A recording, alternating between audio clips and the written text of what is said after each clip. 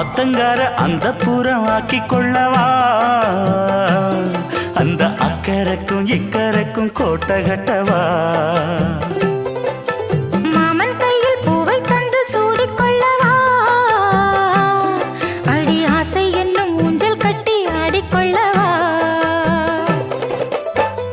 சொல்லு சொல்லு திட்டம் என்ன சொல்லுவது கஷ்டமா பொத்தி பொத்தி வச்சதென்ன என்னென்னவோ இஷ்டமா